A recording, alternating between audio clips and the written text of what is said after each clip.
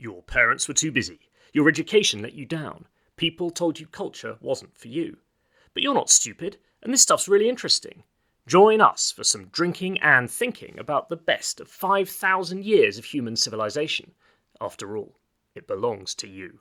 Hello. So today we're going to be drinking this rather nice, I think, Greek wine, which this is in honour of Dionysus, the god of wine, and we're going to be thinking about the first ever theatre, the first ever plays, which were written and performed for the festival of Dionysus in ancient Athens. Now, interestingly, back in ancient Greece, you're supposed to stop me at this point in the script. Sorry, I was too busy drinking the wine. I haven't got any idea. What the fuck happened in ancient Greece? Well, I do know what happened in ancient Greece, but I haven't got beyond the joke you were trying to set up. Okay, well, I've totally fluffed that one, but can I just point out, I've just been reading the back of this wine bottle. In Greek. Right, which is actually in Greek, but I'm translating. I did study Greek. Well, we all studied Greek. Just remind us, what was the score that you got in your Greek exam? The first or second attempt. Well, let's start with the first one. That was 38%. Now, I'm guessing that that's not a terribly high mark. Well, 2% of a pass. So you failed. I failed, yeah. Ignominious. But it wasn't an ignominious failure. And then presumably on the resit you were facing potential expulsion. So that's when you really pulled out the stops and really went for it. Actually, I was in a bop about 3 hours before my test was due, but it was fine. By this point, I'd come across a brilliant way of doing it. Essentially, the set text for the first 6 chapters of Mark's Gospel. So all you need to do is memorise the first 6 chapters of Mark's Gospel and enough vocab to basically be able to identify. To work out which So if it says yeah. spermatikos, the sower goes out to sow the seed, happy days, and it worked. Well, I wonder if you'd be able to translate this, because whoever has tried to translate it has obviously made a catastrophic error, because it says, the ancient Greek gastronomer Athenaeus mentions this wine as the best wine from Chios, and he says it tastes absolutely delicious in the mouth. And then it gives you a serving suggestion. Best served at 180 degrees Celsius. Which I'm guessing is a misprint. Anyway, it's very nice. Where were we? We're here in ancient Athens talking about the festival of Dionysus. Well, actually, I was saying, the interesting thing about ancient Greece is... Now, can I stop you again right there? Indeed you can. You know your mum? I am familiar, yes. You know I talk about her quite a lot. Surprisingly so, for a woman you may have only met 3 or 4 times in the last 20 years. Sure, I have met her. But anyway, have you ever contemplated having sex with her? I can honestly and wholeheartedly say that I have not. Well, I have. I know you have. Well, I throw the question back at you. I mean, you're an only child. I have thought about it. And not having sex with my mother, having sex with your own mother. I mean, you're an only child. It's a very strange setup. But I was brought up for the first few months of my life by nanny. Yeah. And we've talked about my nannies before. Yeah. And then sent away to public school, which makes me realise you're like some foundling that's been sent off, left on a mountainside. It's a sad story. It's a sad story. It's to claim the throne that is rightfully mine. Come back, killed your father, shagged your mother. Except with me, it turns out... With malice aforethought. Mum, Dad, if you're listening, don't worry, because all of my Oedipal desires, and that's what we're talking about here before anyone gets too worried, were channeled towards my first nanny, who I worked out, having read the play that we're about to talk about today, I worked out that my first nanny, and I had no memory of her, must have been a redhead from the fact that I, as you know, am sexually obsessed with redheads. The other thing I say is, nanny, if you're listening, get in touch, because I know you're probably a little older now, but I'd still be very interested in meeting you. Well, age gap relationships are inevitable in an Oedipal situation. They are, yes, they are. Now, it's interesting though, because before we come on to Oedipus, there's another story relating to my wife and ancient Greek plays, because you might not know this, but I first met my wife as a result of starring for the first and sadly last time in a play, and I was treading the boards. This was my moment of fame. Lost to theatre, no doubt. I was the third Argive messenger in the 7 Against Thieves, which is a play by Aeschylus, who's the first person we're going to be talking about tonight, and I had one line, and my line was, something like, "Oh no, the Argive army is coming," or something like that. Anyway, I was quite interested in method acting at the time, and so I thought, I'm supposed to have run from Argos, which is a hell of a long way from Thebes. I mean, their superstore out of town. It's just fucking miles away. It's the city, the ancient city of Argos, not the superstore at the edge of town. And I ran, this was an outdoor production, I ran round and round the field behind the stage for the whole of the first half, and then the first few scenes of the second half until my moment of glory was there. And then I ran onto the stage and I was absolutely crippled with a terrible stitch, and I couldn't deliver the line properly. Yeah. But anyway, my wife was extremely impressed by my... she was the only person who was impressed, but she was extremely impressed by my efforts, and yeah, we haven't looked back. So I feel quite strongly about this, because not only do I owe Sophocles my realisation of my deep Oedipal feelings for my first nanny, but I owe Aeschylus the fact that I eventually married my wife. And just on the subject of running, yeah, I'm occasionally required to run for my job. It's a terrible thing. People are always going, I'm doing a half marathon, doing my 5k park. Why didn't you work up to the marathon? I have never understood the desire. I just, people say you feel this great sense of achievement, you've done it. Perhaps, but let us not remember that the first man to run a marathon died at the end of it. Now, admittedly, he'd fought a battle beforehand. So yes. If you're going to do a marathon properly, I would want to actually fight in some sort of Achaean warfare beforehand. Do we know what his time was? And we know that he got from marathon to... It wasn't 2 hours. That was right, which has just been broken, right, hasn't it? But he didn't fight a battle beforehand. No, so, he's cheating, frankly. Which do you think is the harder work? The back or the... Yeah, I don't know. Also, he was naked, of course, Oedipus, wasn't it? Who ran the first marathon. Yeah, well, modern fabrics are very light, so I'm not sure what that is. Well, no, I think naked would be a disadvantage. We don't want to get into details, but you'd be swinging around all over the place. You'd be chafing... I don't know, my running shorts aren't very supportive. It's a horrible, horrible thought. Right, so back to your mother and your wife. Yes. Well, I was going to say, back to the... Sophocles, Aeschylus and Euripides. So these were the first 3 great playwrights, and they are the subject of this week's podcast. Indeed they are. So, Alice, 3 books this week, rather than 2. That's not in the spirit of things, Alistair, when you send me the reading, especially when you send it to me on the Friday to get done next day. Not least of all because 2 of the 3 are trilogy. Fortunately, Sophocles, pretty well known, and we'll come on to that. So essentially, we have 3 great plays by 3, or collections of plays by 3 great writers. We'll get on to what they're all about before, but essentially they're quite different writers. They come from slightly different times. They're historically relatively close together, but they form a sequence. We see That's the right. art of Greek theatre, Greek tragedy, developing before our eyes. And what's amazing is, with the exception of maybe one we'll talk about, how easy these are to read, how modern they are, how classic in their themes. Like when we discussed Gilgamesh, where the first work of literature that we have is about bipolar. It seems very modern. Right. Here, this is about lovers spurned. People getting themselves into situations they just can't break out of. The passion, the human drama is immense. Yeah. So they're just so brilliant to read. And the sort of things which, again, many of our people listening out there may know of, allude to, perhaps even be familiar with the stories, but to actually open the text, I admit, I'm revisiting some of these. I've read some of them cover to cover or seen performances of them. Other ones knew quite well. One of them entirely new to me. Again, I sort of knew the story, but only in the vaguest sense. But these are just so easy to get into. I suppose the question is, who is the greatest? Right. I totally agree with you, Adam. They're very, very old, 25 centuries old, but strikingly modern and powerful still today. Who is the greatest? Well, this is something that people have been asking since they were alive. And indeed, they composed their plays for this festival of Dionysus, which was a religious festival. It was city entertainment, but it was also a competition. And so these playwrights actually competed against each other, and in some cases directly. So Sophocles, whose life overlapped with both Aeschylus and Euripides, competed directly against them in head-to-head playoffs, I suppose you could call them, and we know the scores. Well, absolutely. So the theatrical competitions in honour of Dionysius, the final scores were, in terms of adding up, because they did overlap, as you say, but there were some that didn't quite overlap.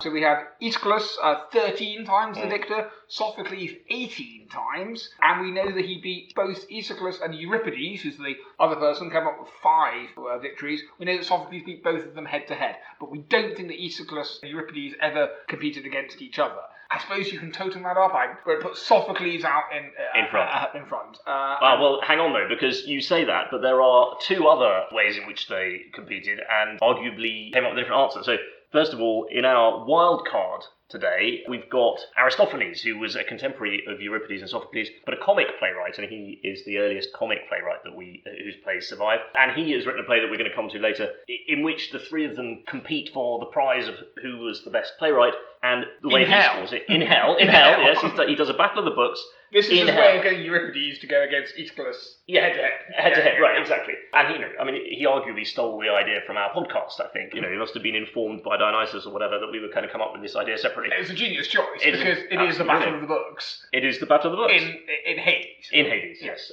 which is the Greek hell. And he scores it slightly differently. He says Aeschylus comes first, then Sophocles, and then Euripides. Yeah, well, sort of, doesn't it? I mean, we'll come to it more, but Sophocles essentially is the bigger man. He basically says, look, I'll sit this one out. I'll sit this one out, except if Euripides wins, in which case I'll take him down. Yeah, exactly. So he's happy to cede to Aeschylus. Yes. Well, you sometimes get the impression he's just being a gent. Right. There's a question of, does Sophocles know that he doesn't need the honour, because everybody knows. Everyone knows that Sophocles is the best. So maybe we just find out that Aristophanes is an Aeschylus man, but he doesn't quite want to say Sophocles isn't, and therefore... That's possible. Yeah. Although there's another interpretation, which is that Sophocles had only died while Aristophanes was writing the play, and it was too late for him to change the script, so he sort of inserted, because he couldn't have Sophocles in hell when he was still alive, so he may have changed, but that is, as far as I'm aware, disputed. There's one other respect in which they have, they can arguably be said to have fought it out, which is, which of them had the silliest death? Yes. And this is, obviously we're taking ancient traditions here, which may or may not be true, but this was certainly believed at the time, that poor old Aeschylus he died by being brained by a tortoise that was dropped on his head by a confused eagle that mistook his bald head for a rock. And it was one of those eagles that picks up the tortoises, drops them on a rock to shatter the shell, and then go and eat them. And just to reiterate, this is not invented one of these plays we're doing. No, this is the actual biography of Aeschylus. Yeah.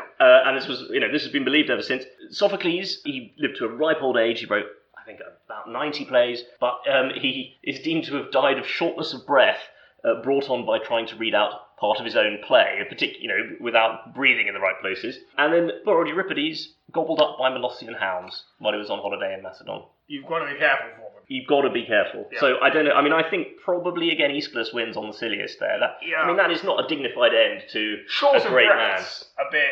It's got poetic. I mean, I don't like it because it's clearly too poetically matched to. It feels like it's been invented by. It feels like that's what Euripides said. The tortoise drops on the head is just crazy enough to perhaps actually preserve an original tradition. Right.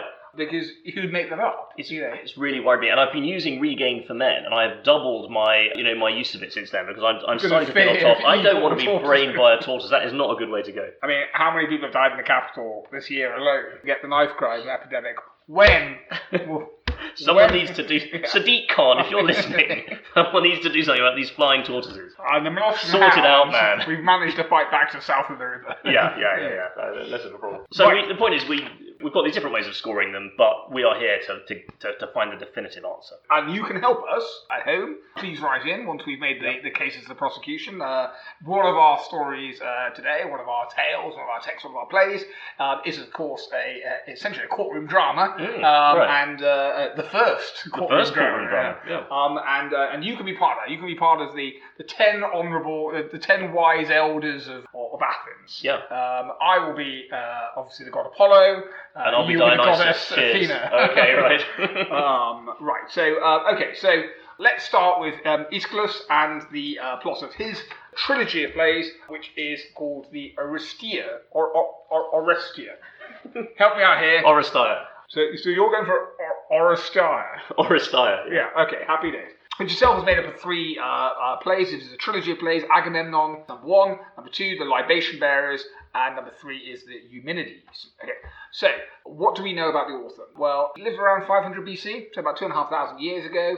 We know he worked in a vineyard, which we drink in his honour, as well as that of our Lord Dionysus. And in a boozy, fevered dream, which we've all had, this inspired him to stop winemaking and start writing. Kind of the opposite of my boozy dream, which is why I was a successful author, and sort of a combination of your boozy dream, which is why you're such a bad author. Yeah. Well, I had a boozy dream of stop trying to be an author and start podcasting. That must have been sent by the gods. It's all about podcasting. But he was not, and when we talk about writing, we're talking about theatre, thousands of years before novels and what have you. That is the literary form. But he's no mincing theatrical lovey. He's quite a robust character, and his plays certainly bear out. I mean, angry man, very angry man. Right. But his gravestone, interestingly, just says that he fought at Marathon. That is, of course, the battle that we mentioned before, and not what Snickers was until 1993. I think it might be 1992. If you know, please write in. But his gravestone says he fought at Marathon, and it doesn't even mention his place. So his warrior status is more important than his writing status. Of course, that seems nonsense to us because we know him from his works, but actually in a lot of the plays we read him today, people's naval or martial war service is mentioned. It's clearly something which is really, really important. But we remember his plays. Now, interestingly, Aristotle said that he radically expanded the number of characters to 2. Now, what that means, of course, is that essentially before Aeschylus came and wrote his plays, theatre was very, very different. You essentially had one actor on stage who might be speaking essentially a monologue, but actually sometimes not at all. Sometimes a silent character with the chorus off stage explaining what was going on. It was almost like narrated mime artistry, which sounds absolutely awful. It does, yes. And choruses are something which we continue to appear. He didn't remove that. We didn't move straight to a form of theatre in which it's just the characters acting with no off-stage commentary. And bearing in mind, we still have narrators and voiceovers in the cinema today. They're just all done by Morgan Freeman. Liam Neeson sometimes. But hang on a minute. This is a huge breakthrough, right? It's massive. He invents theatre. He invents theatre. But why can't he then take the next step of thinking, you know what? Because Aristotle says it wasn't until Sophocles that anyone had the idea of thinking, you know what? I'm going to have 3 people on the stage. Well, I think what he does is he invents characters. And by the way, the actors would have been wearing masks, wouldn't they? Yeah, to indicate which character they are. Right. So the same actor can play multiple roles. Why can't he make that leap? Well, I think it's about breakthrough, isn't it? You can say what he's actually doing is he's moving from essentially monologuing oratory to acting out vignettes. Yeah. But it's too much a leap to imagine a whole scene where all of those people are interacting, and then furthermore to remove the narrated characters themselves. Yes. To then just become as life. And start downplaying the chorus, which is what starts to happen when you get to Euripides. And we see that. So it must have blown the minds of the audiences. Well, what is this? There's people that are actually characters interacting. But yet, when you read the plays, they still are very monologue heavy. They are people coming on stage, it's quite and static, what they isn't are it? Talking to it. Yes, it's very static. And now I am going to speak.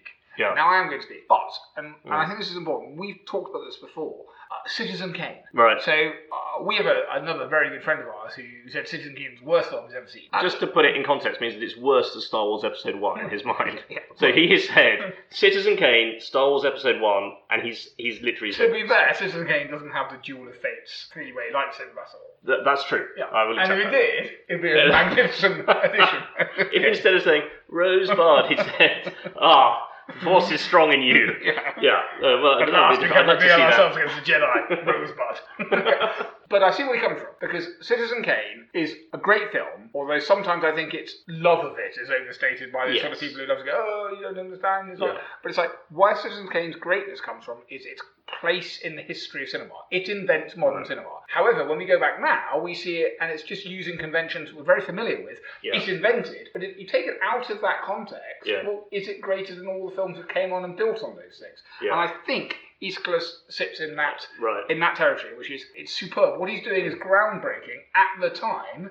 When you even compare it with Sophocles, it seems terribly stilted. Yes, I completely But is that not, therefore, more significant? Yeah, I mean, they're standing on the shoulders of giants, aren't they? And he's the giant. And he's the giant. But there's one other thing that he invented, which is interesting. We think that he invented the idea of having a trilogy. Yeah. And indeed, of having a trilogy where the middle one's a bit shit.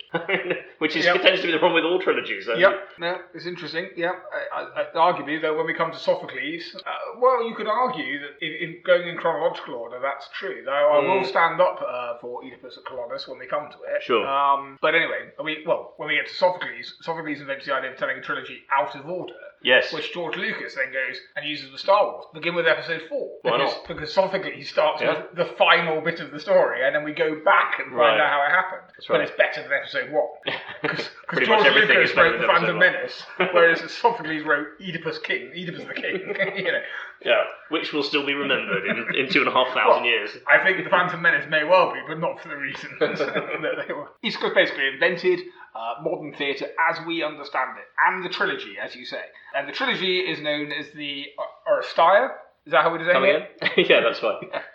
3 different plays, all telling an overarching story running between them. And these ones are written in chronological order. Now, again, these aren't the first time these stories are being told. And this is going to be important for Sophocles. The people coming to see them would have known these stories well. This is Aeschylus' take on these stories, which would have been familiar. And they are the definitive ones, in the same way as Sophocles, when we get to Oedipus, is everyone goes, oh, Oedipus Rex, by Sophocles. Yeah, but he didn't invent the story. No, I mean, Homer talks about the myth, and it's exactly pretty much exactly the same. So these are these definitive tellings of folk tales. So, and they draw on a huge, rich tradition. So, in the first play, Agamemnon, it's set about at the time of the Trojan War. People may well know that Agamemnon is one of the main characters in the story of Troy, as told in the Iliad. And Agamemnon is the victorious king of Mycenae, and he's the leader of the Greeks fighting at Troy, who, of course, win a tremendous victory through the Trojan horse stratagem. Back home is Mrs. Clytemnestra waiting for him to return. How long were they away? 10 years. 10 years. It's a long time to be away. Okay. Yeah. Not as all well, though, in the house of Atreus, his royal house, because on his way to Troy, there'd been a little bit of a family issue had come up, okay? A minor family row. Family row. Without going into the details, essentially the Greeks on their way to smash up Troy had become becalmed because of some insult that Agamemnon had paid. I can't remember the gods. It was one of Is the it Hera or Poseidon? I can't remember. It's definitely one of the goddesses. She's angry about it. Anyway, she offers him a way out, which is to sacrifice his virgin daughter, Iphigenia. I would say Iphigenia. I'm not going to. Okay. But it won't come up. I'll allow Iphigenia. Do we know she was a virgin? I believe we do. Okay. Yeah. Well, that's what they say. As well as we know that any of them are. Yeah. Anyway, so the goddess, angry with Agamemnon, says, look, you're all becalmed, you're not going anywhere. However, if you sacrifice Iphigenia, then I'll let you go. Fair winds, and you'll get to Troy, and you can smack them down. This is clearly a bit of a moral quandary, and in fact is often used in the teaching of moral ethics as to a perfect example of whether the needs of the many outweigh the needs of the one. Yeah. And whether it's morally acceptable. Whatever your views are, and please write in on should you sacrifice your daughter on the off chance that the winds will change? Well, on the promise that the winds will change. Again, it doesn't work for Stannis in Game of Thrones, does it? Because he faces a similar dilemma. No, but he doesn't as a false dilemma, isn't it? Because A, he doesn't win anyway, and B, it's not clear that it would work. Right. However, I suppose it's a question about whether you're passively responsible for something or actively responsible. That's the central. It's the trolley problem that people might be familiar with. Poor old Stannis. Yeah. I'd have believed that redhead witch any day. I think he was. Even come back. Even in her old crone form. Anyway, whatever your views are, Agamemnon took the view, needs of the many outweigh the needs of the few, so Iphigenia is sacrificed to the gods for favourable winds to Troy. Now, Clytemnestra has heard news of this. Agamemnon's moved on. 10 years ago, won a battle. Clytemnestra not so happy about it. She's got 3 kids, but she has lost one, the eldest. Bit grumpy. She has been ruling in the absence of Agamemnon, and I think possibly got used to that as well. Right. It's a great opportunity for a woman to exert and hold authority, which she holds in regency. Actually, Agamemnon's return, not only is she personally pissed with him, she's also losing the throne. I hadn't thought of that. She's also losing the throne, and she is also, by the way, taken a lover, Aeschylus? Aeschylus, I'd say. Aeschylus? Yeah, let's go for that one. So she's shagging Aeschylus, who's Agamemnon's cousin. Yeah, well, keep it this whole podcast is about keeping it in the family, okay? So the first play opens with the guard, lookout, waiting for news from Troy, and at last she sees the beacon fires that have passed and changed from island to island. Think about that wonderful scene in The Lord of the Rings. Oh, that's great. In fact, there's a series of beacons, semaphore beacons, built from where we're sitting here in Portsmouth, right way up to London, because in pre-telecommunications... I was going to say, defence cuts have been absolutely brutal down here. Every penny counts. No, but actually you can probably see from the window Semaphore Tower. So it used to be a question of if you wanted to send a signal from Naval Command, you could put it up in a Semaphore Tower. It would go all the way up to the main building where the Admiralty was. 8 minutes it took to communicate about just by a series of flags. Amazing. Incredible. We don't use it anymore because we installed telephones. Right. which are now being downgraded to pigeons. Faster than a pigeon, though, semaphore. But anyway, here come the beacon fires. They are lighting from island to island over the Aegean Sea from Troy. And Agamemnon returns resplendent with his army.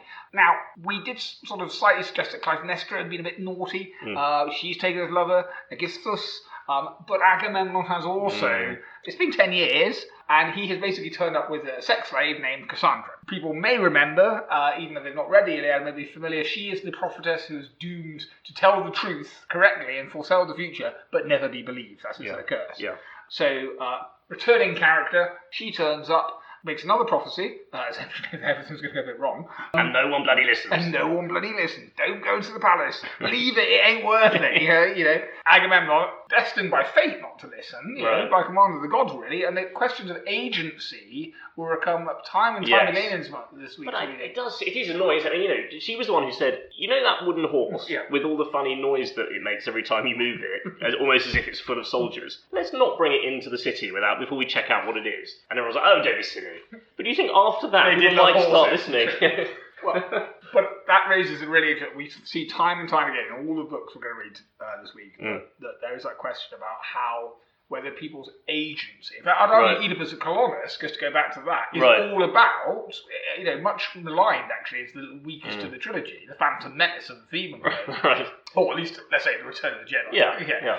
Actually, it's quite a good explanation about whether there's moral culpability if you're, if from your moment of birth your destiny is foretold, and that's quite. I agree, and I think there is something very powerful about sort of nature versus nurture argument. But it's familiar to all of us, isn't it? The idea that you see it coming, you tell people, but no one listens. I think that's that speaks to all of us, right? Agamemnon doesn't listen. And Clytemnestra kills him in revenge while he's getting out of the bath. Tangled up in his towel, basically. Yeah, it's not a dignified way to go for a man who has been victorious. Which itself, I love about the Greeks. We've got this huge epic of the Iliad. They're finally victorious. They storm and destroy Troy. Gets home. Killed in the bath. Killed in the bath. By his wife, who just was a senile. She then kills Cassandra, just to tidy up that loose end, and then basically brazenly welcomes in Aegisthus into the marriage bed. Bum, bum, bum. That's the end of the first play. Or rather, bum, bum, bum, bum, bum, bum, bum. So, in the second play, Orestes and Electra, who are the son and the other daughter of Agamemnon and Clytemnestra, they get together and they team up in order to exact revenge. It's Electra who is the driving force. There's a lot of female agency here. You mentioned the Oedipal complex. Of course, there's an Electra complex as well. She seems more annoyed than he is about the murder of her father, or she's certainly the one that gingers him up into doing something about it. And I think it was actually reading this play, which is one I hadn't read, was quite interesting to me, because I've never really understood why the Electra complex, as posited by Carl Gustav Jung, was it Jung? I thought it was Freud. Okay. No, it was Jung. Well, the Oedipus complex obviously makes sense, because Electra does not engage in an incestuous relationship with the father. No. I think it's more about the idea of identifying with the father over the mother. That's where it comes from. There probably were better classical examples they could give of. Oh, I'm sure there were. Yes. But I think actually, from doing a little bit of siding into Jung, the Electra complex isn't quite the female version. Interesting. It is about family dynamics. About being a daddy's girl. Yeah, and trying to usurp the mother, but it is explicitly non-sexual. Okay, that's or rather, sexual elements are sort of subspecies of it, whereas the Oedipus complex only has a sexual element. Yeah. Anyway, Electra and Orestes then kill Clytemnestra and Aegisthus. I can't do this one. Aegisthus, thank you. Now, Orestes has been in exile, and he's able, therefore, to come back, essentially penetrate the palace, and slits her throat. He does the job. But then he flees, pursued by the Furies, which is, of course, where we get our word Fury. Right.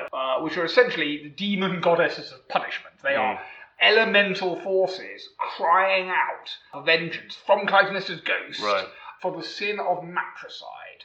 Or rather, and this is the key point of what they're upset about, and comes up again as a theme in most of ours, they are upset because they have killed your own relatives. That is the sin. That's the worst thing you can do. And we see that in the Sophoclean plays as well. Because it is not that people have killed someone and murdered them, because of course, you might argue, they've all been at it. Everyone's been murdering everybody. Clytemnestra has murdered Agamemnon. Right. But as the Furies will say later, but they weren't related. They're man and wife. That doesn't matter. But killing your own blood, sin against your own blood, heads up, that's going to be pretty important when we get to Sophocles, is the worst. And that's quite an interesting perspective on how the Greeks saw their society, because it's not really how our society works. They're more patriarchal, I suppose, or in this case, matriarchal. Well, they're more family. It's one of those things, we think of ourselves as simply the descendants of the Greeks. So when we read the Greeks, we tend to read them as... It's just to remember that it is a slightly different culture. Yeah. No, it was deeply shocking. It was pretty much the worst thing you could do was to kill your mother. Whereas I have my family WhatsApp group on mute. Right. Because I love them dearly, but I don't need to see endless photographs of my nibblings. That's fantastic, but great. So have you got any photos of your mum, by the way? Plenty on that WhatsApp group. Why don't you subscribe and answer my messages? Anyway, so in the third play, which is really sort of the first courtroom drama we mentioned, Aristides has fled to Athens and he pleads with Athena, the city's goddess, for protection, arguing in part that he believes that he was destined by Apollo to do this and using destiny and fate as a legal defence. Unfortunately, not acceptable or not open to you when you've had those issues run into the police. But only because I tried it didn't work. And Athena, essentially, rather than allow the Furies to carry out, essentially, a vendetta, which is their modus operandi, it's what they exist for, she said to the first ever trial, calling 12 Athenian citizens, the wise men, of course, and said, look, this is better because we're getting into a situation all these stories that I'm a character in which oaths, important that they are, sometimes lead to injustice. And it's quite an interesting philosophical discussion there about if you have sworn something, sworn protection, sworn you will take it, and then by some legal trickery it turns out that there is something wrong with that. And lots of prophecy involves things turning out to be true to the letter, but not in the spirit that people intended, and all the calamity that comes there. So she goes, well, let's stop with all the oaths, because what that leads to is injustice. Let's actually allow mortal men to use their wisdom and move from a vengeance-based system to move to a justice-based system. Basically, the blood curse of the Atreus family is finally ended. There's a precedent set for the idea of trial by jury created. And essentially the Furies give up being the Furies. They're persuaded to take a new role in a new administration. They get a sort of upgrade, a rebrand. They accept that they have to work within a framework of justice. It's not just an eye for an eye anymore.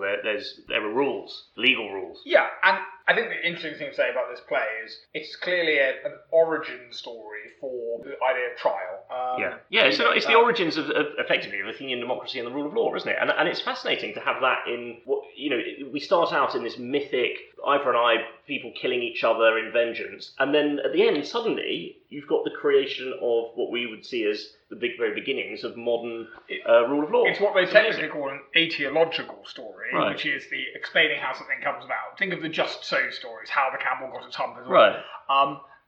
Except it's sort of purporting to be history stroke mythology on their border.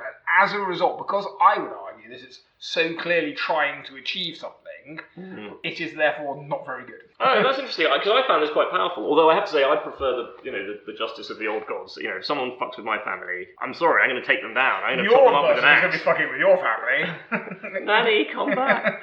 Now, it's interesting that this was immediately recognised as a classic. It has been recognised as a sort of cornerstone of Western civilization ever since. So, for example, when Martin Luther King was assassinated, Bobby Kennedy appeared at an open rally, which was potentially dangerous, basically to sort of argue that there shouldn't be vengeance by the black community in America who had their leader shot down in cold blood. And he quoted from Aeschylus' Oresteia, and he said that when his own brother, JFK, was assassinated, he had remembered this part of the Aeschylus plays, and he says, the quote is, my favourite poet was Aeschylus. He once wrote, even in our sleep, pain which we cannot forget falls drop by drop upon the heart, until in our own despair and against our will comes wisdom through the awful grace of God. In other words, set aside your desperate need for vengeance when you are wronged and embrace justice. And he was very shortly afterwards himself assassinated, and that was put on his gravestone. So this is 2.5 millennia later. People are still using this as the cornerstone of that part of our civilization which says we don't just seek for vengeance, because what happens there is you're in an endless blood curse. There's no, you dig your own grave when you seek vengeance, as people say, and the way to stop it is to have the rule of law. And I have to say, I thought that was powerful. Although I accept it is quite. Is it satisfying in terms of as a play? I think that was my point, and I go back to that historically significant. I don't deny its cultural significance. It is coming to it perhaps unfairly as a modern author picking it up. Right. And also, I have to point out, as the fourth classical Greek play that I was reading, Right. and the last one I read. So I didn't read them in the order. And if people are going to be following the order reading, I would suggest that they start with this. Yeah. Because then you see the development. Yeah. And some of the metatextuality, where the plays are referencing other plays and other authors, becomes more obvious. Actually, and that metatextuality, I would like to turn to on that point, actually, because how do you feel about the question about whether you need to know about the Greek myths to read this? Because we've said that this play is a sequel to the Iliad. Right. Do you need to know who Agamemnon is and Clytemnestra to read these? Do you need to know who Oedipus is to read Antigone? This is one of the reasons that we've done this podcast after our podcast about Homer and the Iliad. I don't think you need to, but I think it helps. I mean, it certainly adds more weight to the story if you know the background, which is what the original audience would have known it. Yeah, but I saw Antigone as a play before I ever read Oedipus Rex. Right. I was aware of the story of Oedipus in a sort of, I've heard the folktale, which I think, bearing in mind when we get to it, Antigone was written first, was exactly how people would have come to it. So Athena is the goddess of Athens. Yes, you get that. It's pretty obvious from the name. Yeah. Obviously, I'm sort of aware of Agamemnon, etc., and the Furies in a sort of broad sense. But I think that I'm not as certainly classically as well read as you are. 38%. Yeah, well, that was a New Testament Greek as well. But I didn't struggle with this. I think the characters work as characters in the play. They are, and I think that can be a barrier. You don't need the background. I want to really emphasise this because I think so many people have turned off the classics because they quite often will, in their manner of language, refer to something, and you'll go, I don't understand this. This doesn't make any sense. I can't even pronounce Iphigenia. Can you say it 3 times? Yeah, I can, but not the same way that you do. But I don't think it does. And the example I'd give is I had someone who had never read The Lord of the Rings, a friend of mine. He went to see the film, he came back and he goes, bloody hell, how many books have I missed? Because everything is the Watchtower of Amun-Dur. Right. Everything is the something of something. And of course, Tolkien writes as if there's this huge underlying world, which there is. Which he's written in 200 exercise books. That no one's ever read. No one's ever read. And don't get published. We'll come to that in podcast 96. Don't get published for 40 years by his son.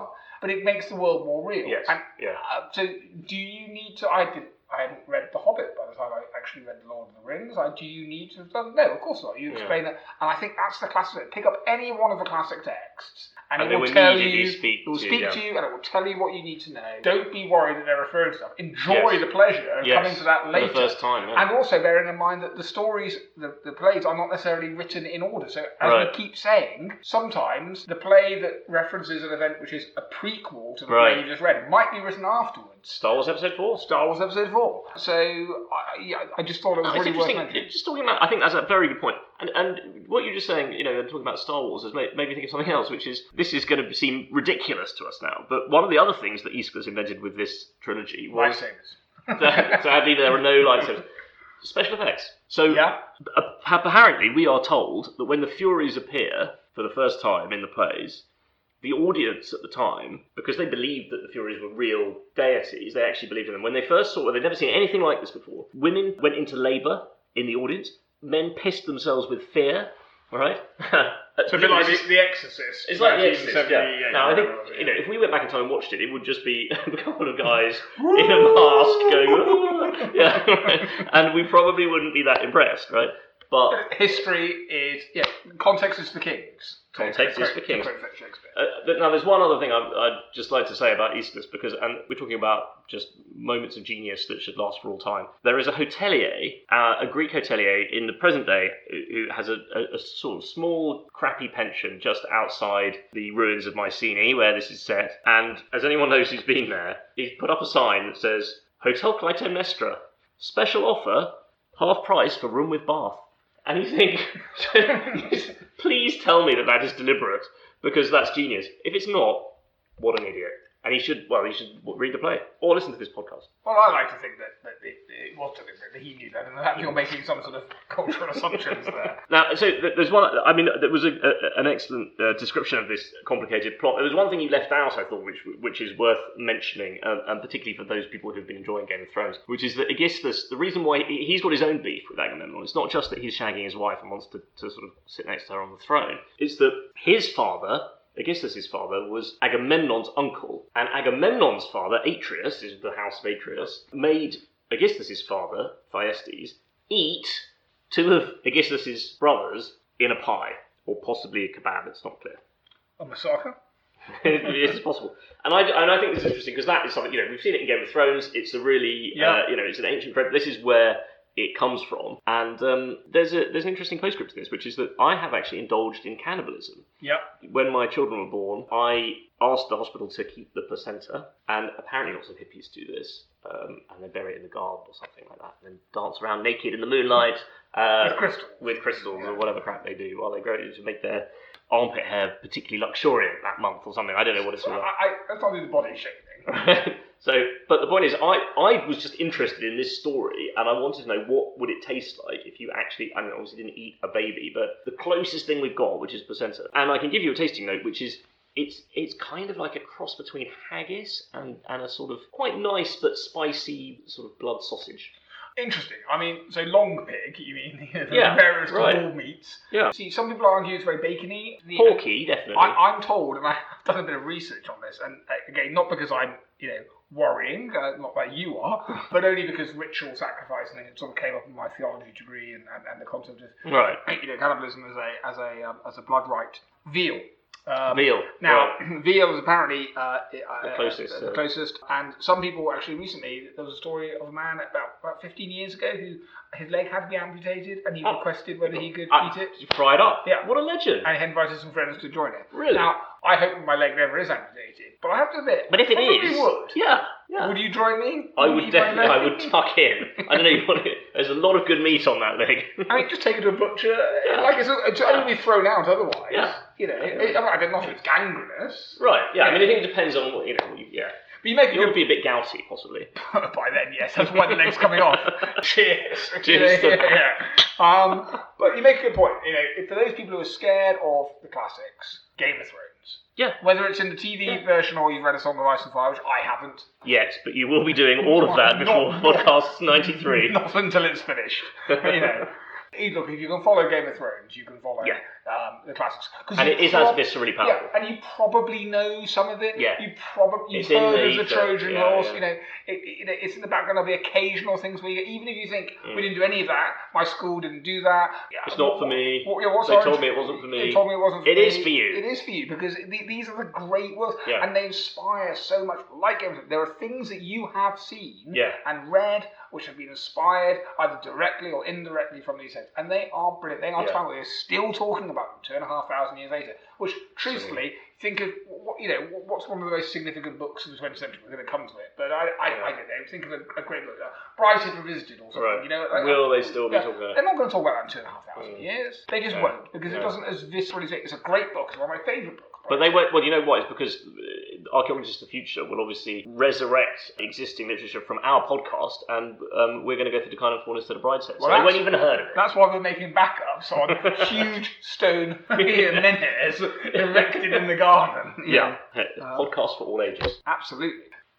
Even in our sleep, pain which cannot forget falls drop by drop upon the heart until, in our own despair, against our will, comes wisdom through the awful grace of God. Moving on to Sophocles, who wrote the Oedipus Rex, which it is worth pointing out, so this Theban trilogy, this didn't appear as a trilogy in a single year. This was spread out and not written in order. 36 years. Is that right? 36 years. Right. And the Oedipus Rex, which is the most famous instalment, actually only got the second prize in the year that it appeared, or the the group of plays. So we talked about the Booker. Right, yeah. So those of us who are still waiting for our Booker Prize can take some consolation from that, because this is a plot that was described by Aristotle shortly after it was written, but also described by Coleridge, 23 centuries later, as the perfect plot, the most perfect plot ever conceived. And one of the arguments about why it's perfect is because basically you in the audience already know what is going to happen. So you don't need to worry about spoilers here, because the point is the audience already knows what's going to happen. All the characters know basically what's going to happen, except for Oedipus himself, who is the only person who doesn't understand what's going on. So just like Aeschylus, essentially invented the plot, the idea of theatre, the play as we know it. Only 50 years later, not even that. Fewer than that, we have the idea of the omniscient narrator, or the viewer who has an irony and dramatic irony. Yeah, like Columbo. It is a bit like Columbo. Well, I wouldn't put that up there in the top plots ever. But... Yeah, but to be fair, Columbo is a series which, as a murder mystery, has a unique thing. It is the only one in which you see the murder performed, right, and then you see them solve it, and then the detective solves it. You're with it, which actually is groundbreaking as a detective drama, because normally they're going along. Absolutely, except it's not groundbreaking because Sophocles already came up with this. So the point is, Oedipus is the main character in this play, and he spends the play trying to solve a murder that he himself has committed without realising it. So a bit of background, and again, the audience would have known this. Oedipus is the king of Thebes, but he was actually adopted as a baby, which he doesn't know. And although someone sort of drunkenly told him once, he's in deep denial about it, and indeed that's part of his character flaw that leads to the tragedy. He doesn't want to know that his father. It's one of those classic things. There was a prophecy: your son will kill you. Okay, I'll expose my son, but I won't actually, bash the fucker's brains out myself to make damn sure. Expose? You mean leave on a mountainside? Yeah, leave on a mountainside. I'll give it to a shepherd, and then the shepherd takes pity, and then it's adopted, and that classic story, right? Which so this actually is where it comes was a classic story. Even then, it was a classic story, right? So the other part of the prophecy is that Oedipus is going to kill his father, but he's also going to marry his own mother. So anyway, Oedipus, he's been adopted, and he doesn't. He finds out about the prophecy, so he leaves his hometown to try and avoid the fate of killing his father and shagging his mother. But of course, he's thinking about his adoptive parents, and then he gets on the road to Thebes, and he gets into what can only be described as a road rage incident, where at a place where three roads meet, there's an argument about right of way, and they obviously hadn't come up yet with does the chariot on the right have right of way or not? And I had a similar incident on the way here where some guy gave me evils, but the obstruction was on his side of the road, and his argument was, well, I'm just going to go for it. Well, I'm just going to stop you because we have civilization here. Yeah. Has you not read the highway code? We're not savages, and I would have been well within my rights. We're not ancient Thebans. To push him off his chariot. Well, and beat him to death? I think that would have been justified. He doesn't know that. A lot of Sophocles. So on the way to Thebes, he runs into literally his dad. He doesn't know it's his dad, and they have a road rage argument, and he kills him. And then further up the same road, which, by the way, I have driven along, and it is now called the A962. And this is one of the great mythic roads of history. The A962. This is the kind of thing you drive the A962. It's like Highway 66. You're gonna run into your dad and kill him, and then you're gonna run into the Sphinx, who is basically a naked woman with the body of a lion, and the blood runs deep. Right. I would take an alternative route if you're ever driving from Argos to Thebes.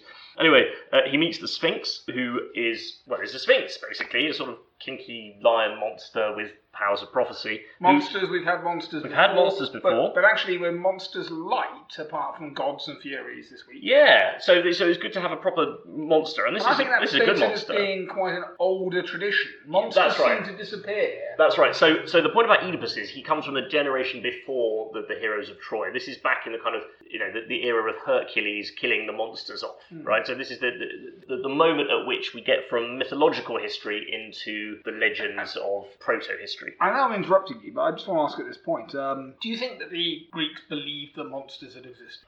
Or do you believe that they are a signpost, a trope for this is deep history? It's a really interesting question. And I think the answer would have been, it would have depended which Greeks. I mean, in the audience, and by the way, the whole of Athenian society turned out to watch these plays, right? Including the women, as we've just heard that some of them went into labour, so this is a mixed audience. Yeah. And it would have included, illiterate labourers, but it would also included sophisticated, educated aristocracy, and indeed sophists, the first philosophers. We're going to come on to those in a subsequent podcast. And I think the answer is some of them would and some of them wouldn't. Yeah, okay. Anyway, so the Sphinx comes up with the classic riddle: what's the creature that walks on 4 legs in the morning, 2 legs at noon, and 3 legs in the evening? Now, I've seen every episode of Ulysses 31. Oh, a classic French-Japanese cartoon production. An interesting shortcut for the... Well, yeah, a really good shortcut, which still holds up, except episode 1, absolutely superb. Episode 2 has some sort of witch in it.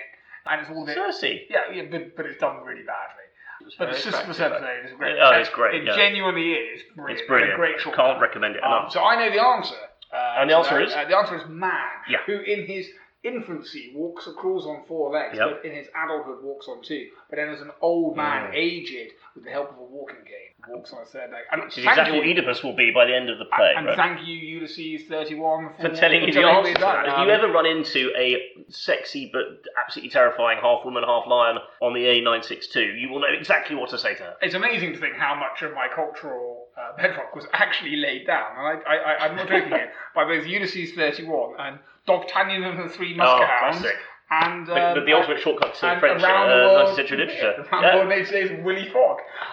And funnily enough, you said I've been rewatching that actually. It stands up. It stands up, and actually, in the 80s, Mysterious as Gold as well, Aztecs and stuff. I think it really does hold up. Mysterious. We used to make cartoon channel where people weren't all doing wisecracking adult. I can't stand the wisecracking tradition in Disney films. Like everything's made for an adult audience.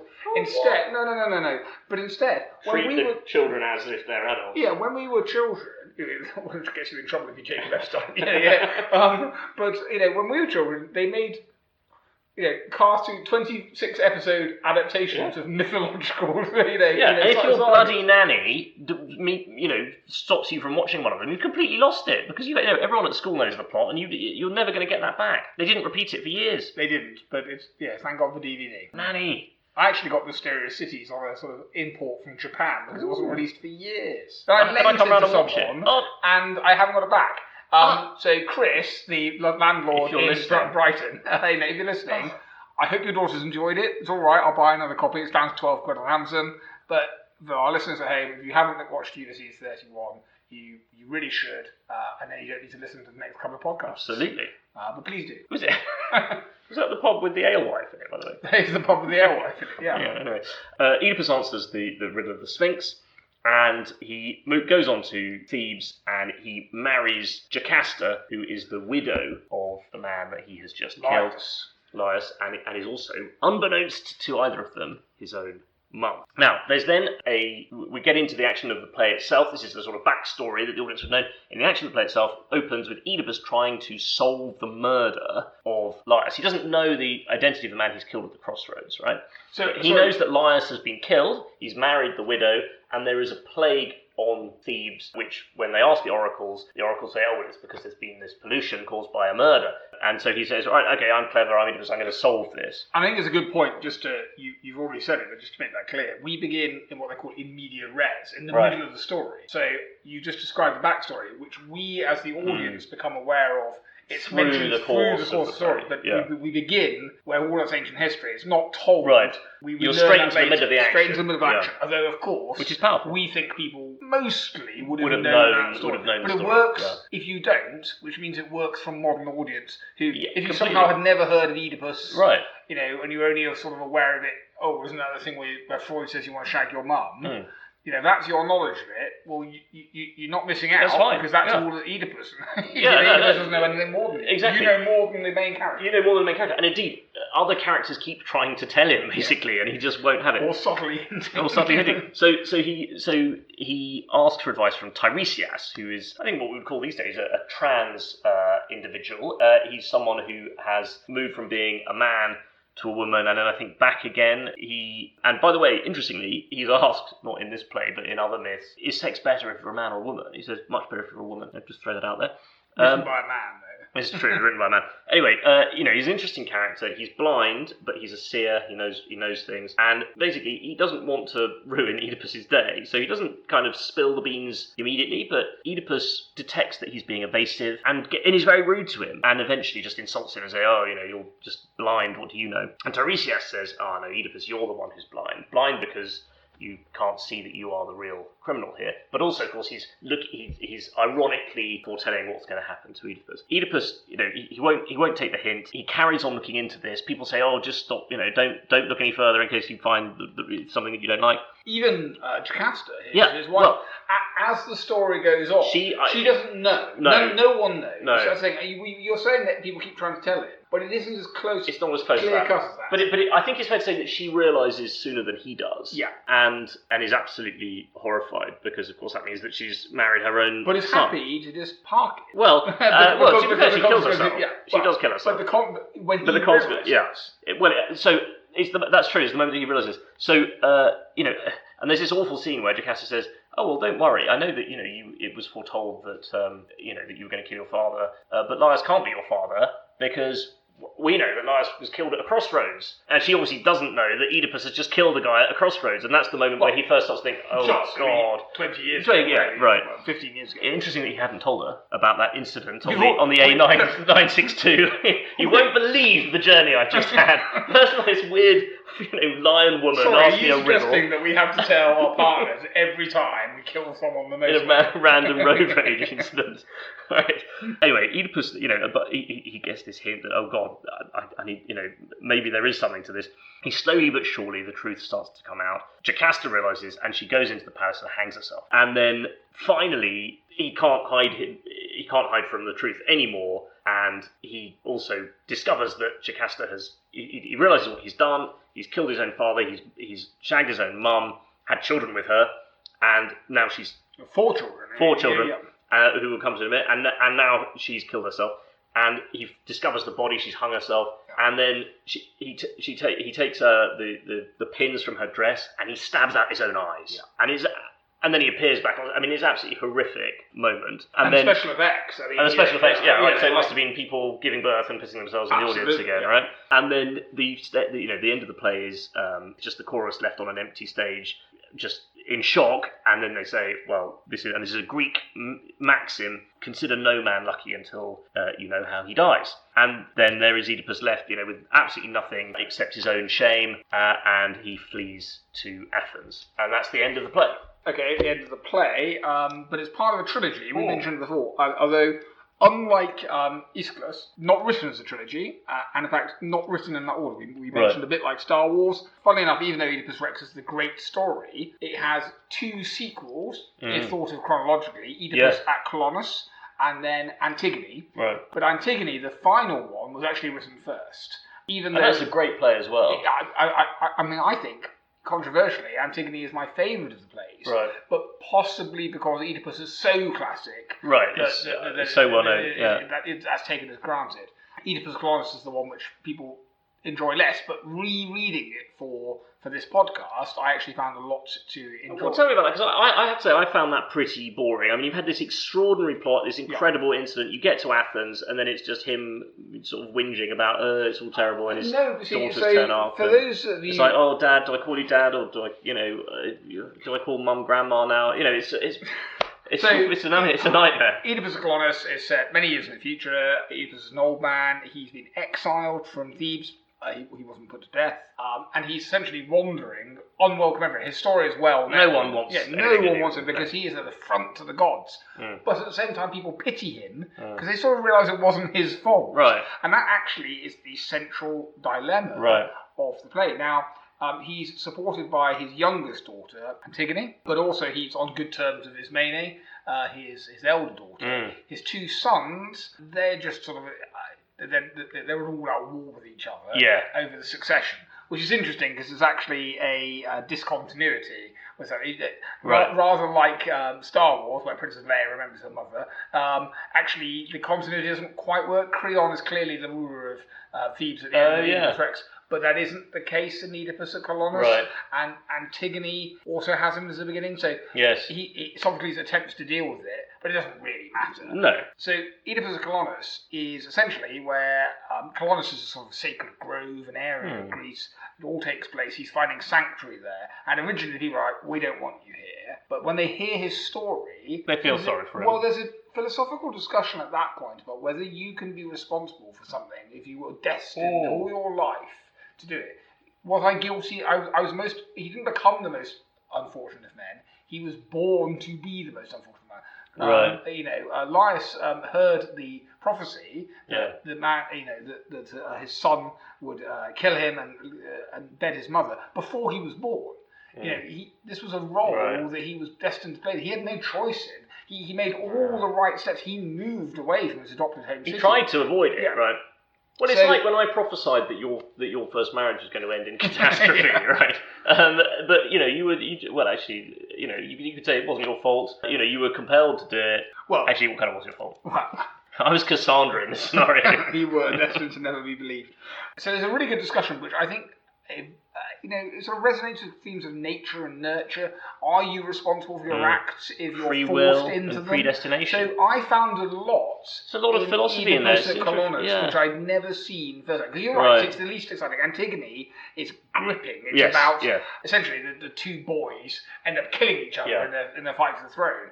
And at the end of Oedipus and Colonus, one of them has his sisters swear that they will, whatever happens, bury him. Which was, and it would have been even by our standards today, it was a bigger thing to leave a body unburied was absolutely the worst thing you could do to it, right? So, and Antigone, but when it comes to that, Creon, the ruler, will not allow that to happen, and it's a discussion about familial duty over.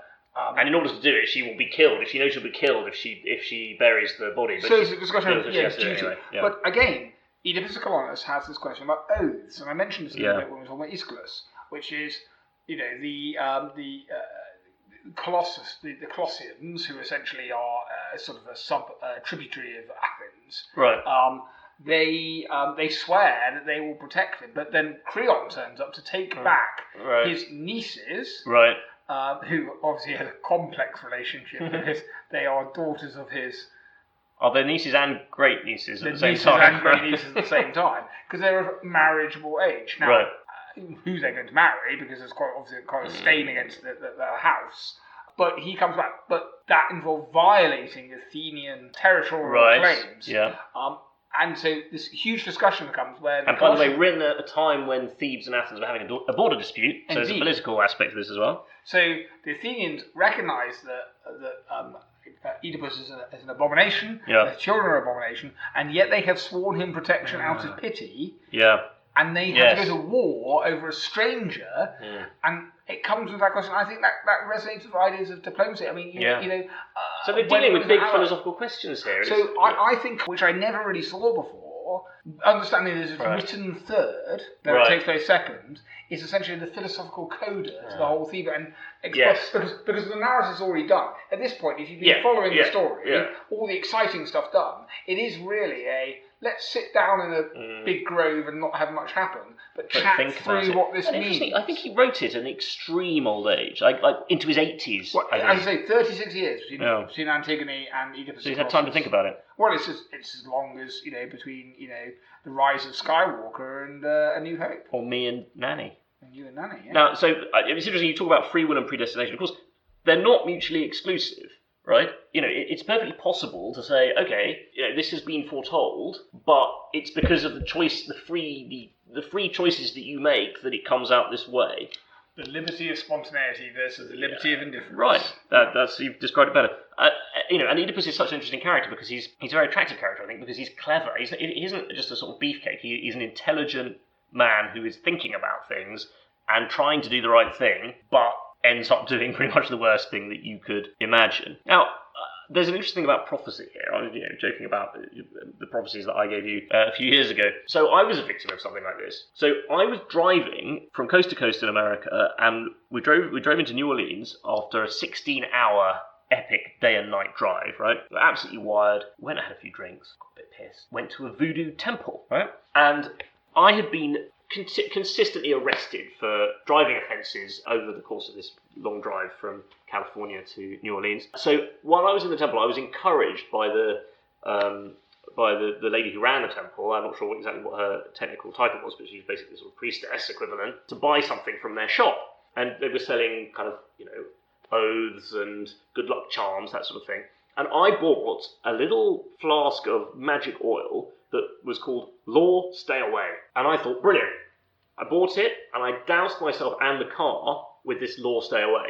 And you know what? As soon as we drove out of New Orleans, I was arrested again for speeding. So it didn't work. And I just thought, well, that was just a piece of crap, wasn't it? I don't believe in any of this stuff. Interestingly, I then tried to have a career as a lawyer, and every time, in spite of my best efforts, something would go wrong. Every time I got a job as a lawyer, something completely unexpected would go wrong. My first boss was a total sociopath. You weren't very good. You kept breaking the law yourself. I kept breaking the law myself. A certain amount of drink was taken, but still, it was uncanny. And I think of that in the same. Sophocles helps me to understand it. I made decisions. They weren't always the right decisions, but I was trying to do the right thing.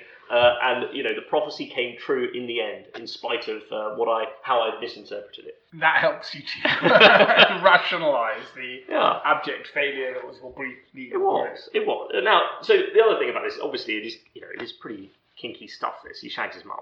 Well, yeah. So clearly, this gives its name. The myth of Oedipus. I say not invented by Sophocles, known by Sophocles. He's just pre-existing myth.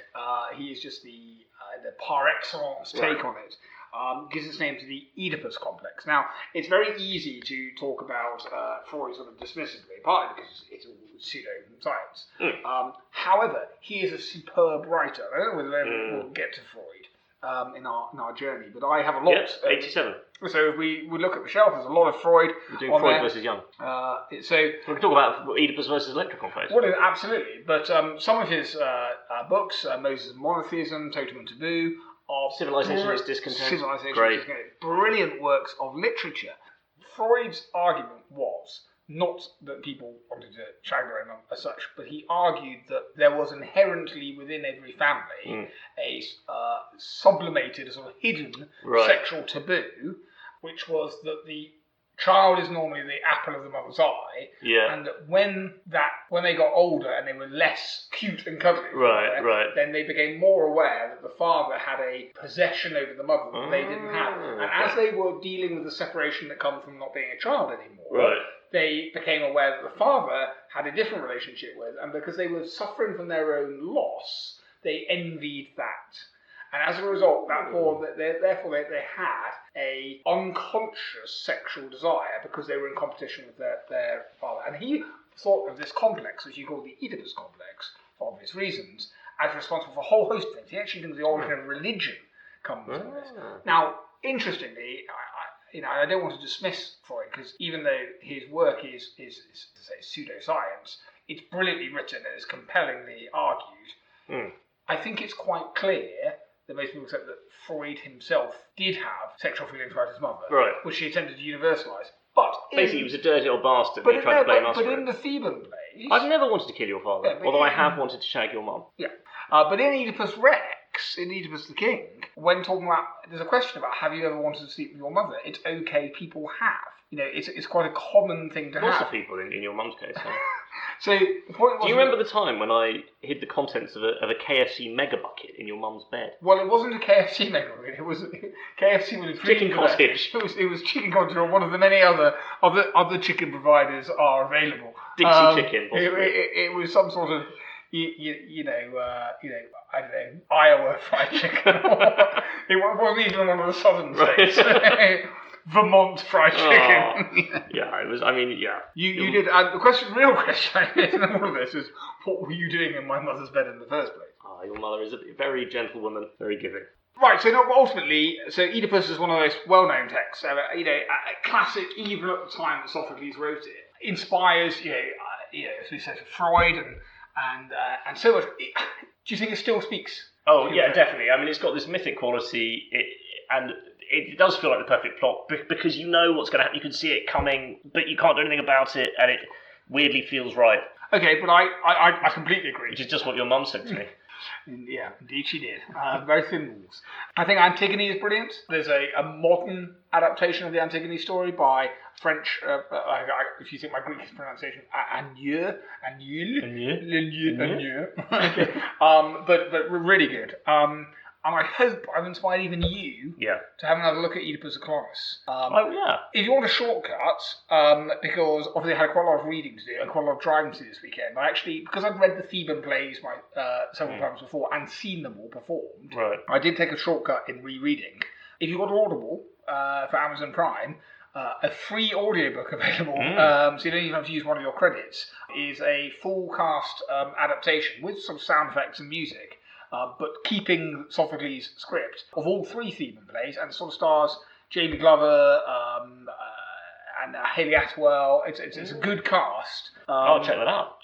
Doing all 3. So if you're not sure whether you like classical Greek theatre and you have a commute, have a good intro. Listen to that. If you find you're enjoying that, that'll give you a good indication of it. Clearly, it's in English. not in classical Greek. I have performed this stuff in Greek, but my one line, which I didn't perform. Has so often setting the bar for your wife, where Indeed, your you turn up out of breath and yet don't perform. A blight is on our harvest in the fields. A blight is on our grazing flocks and herds. A blight is on our womenfolk in labour, and armed with brazen torch the god of plague hath swooped upon our city to empty her while feeding full the sickly realm of hell. Euripides, Medea, a play I knew but hadn't read, and I'm going to put it out there right now before I go to the summary. Brilliant. Superb. Right. I mean, just gripping. I think I tried to get this reading in like 11:30 at night, and so I just stayed up all night and read it. And it wasn't very long. It's not a long play. Euripides, the main character, Medea, she's the origin of the saying, "Hell hath no fury like a woman scorned." Right. She's angry, viscerally angry. And it really... Imagine that your ex-wife, and you've told her that her bum does look big in her trousers. It's worse than that. So it's that level of pissed offness, I think you could say. It's a high level of pissed offness. She's been scorned. We'll come on to that in a second. But it just, I know we keep saying this, but it just speaks as modern. And this is blows the EastEnders Christmas special. This will be Watford's best Christmas ever. Out, the most depressing part of television. God, yeah. This is the absolute, and you just feel it. This person's angry, angry, murder your own children, angry to spite the person who's pissed you off. If you enjoy Jeremy Kyle, Jeremy Kyle would be interviewing Medea these days. It would have all come up differently. Leave it, you slag! It ain't worth it! But Euripides, and what's fascinating is he allowed real voices for women. The women are not slave girl 1 or Athena, the goddess. We have this middle ground. She's sympathetic. Sympathetic. I mean, Sophocles has given, like Antigone. And arguably, Clytemnestra, you can make the case that she's got a point. Yeah, absolutely. But they don't speak with with quite the same modern. I mean, this feels like a real modern woman in a mythic setting. You could go and see this year, set in either a modern age or a Greek thing, and it would seem like it's a modern play. And it's just incredible. Slaves are actual characters, not just women. So the unspeakables of society, if you like, and of the time, clearly, but also use of slang.